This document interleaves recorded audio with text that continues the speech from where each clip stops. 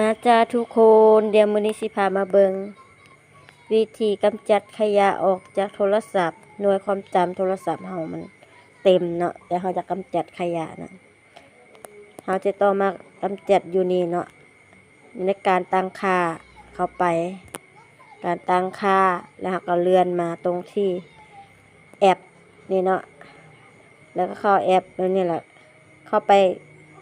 การจัดการแอปนี่เป็นเฮาสิเลื่อนเบิ่งตัวใดที่ว่าเฮาใส่เป็นประจำเนาะแอปตัวใดที่เฮาใส่ทุกมือนั่นแหมถ้าสมมุติเด้อจากแอปหนึ่งเด้อสมมุติว่าเป็นแอปเนี่ยเดี๋ยวหาก่อนเด้อสมมุติว่าเฮาสิเข้าไปลบแอป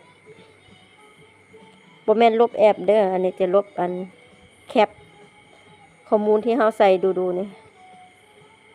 เบิ่งลองตัวอย่างตัวนึงกันสิลองเข้าไป Lazada เบิ่งนะแอป Lazada แล้วเฮาก็เข้าไปการใส่เนื้อที่เก็บข้อมูลแตะเข้าไปเห็นบ่เฮาใส่ข้อมูลหลายเห็นบ่55.3เนี่ย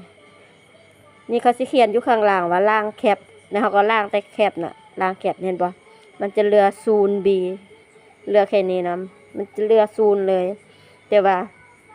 แอปของเฮาจิบ่หายไปไสเนาะมันจะล้างข้อมูลให้เฮาล้างขยะนั่นไหมคล้ายๆกับเขาว่าล้างขยะ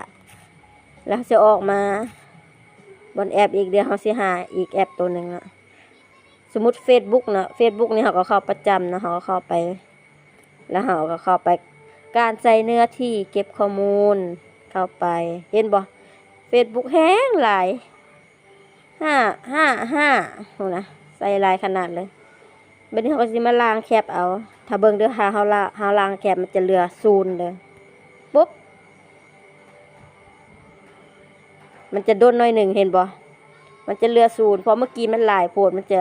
ใส่เวลาหน่อยหนึ่งเนาะนี่มันจะเหลือ0บัดนี้เฮาอยากไปลบแอปที่ว่าเฮาใส่เป็นประจำนะตัวนี้คือกันเนาะเกมนี่คือกันพวกเกมพวกอย่างที่ว่าเฮาใส่เฮาเล่นเป็นประจำนี่เฮาก็ต้องเข้าไปลบแคปให้หมดเนาะทุกคนนี่ TikTok ลอง TikTok อีกเบิ่ง TikTok นี่แฮงหลายเบิ่งเฮาสิมาล้างแคปเบิ่งแม่นบ่มันสิเหลือ0ได้บัดนี้นะมันสิล้างให้เฮาหมดเลยล้างขยะเด้อทุกคนบ่แม่นล้างแอปล้างอีหยังนะมันสิล้างขยะจากโทรศัพท์เฮาให้เหลือพื้นที่ในโทรศัพท์มากขึ้น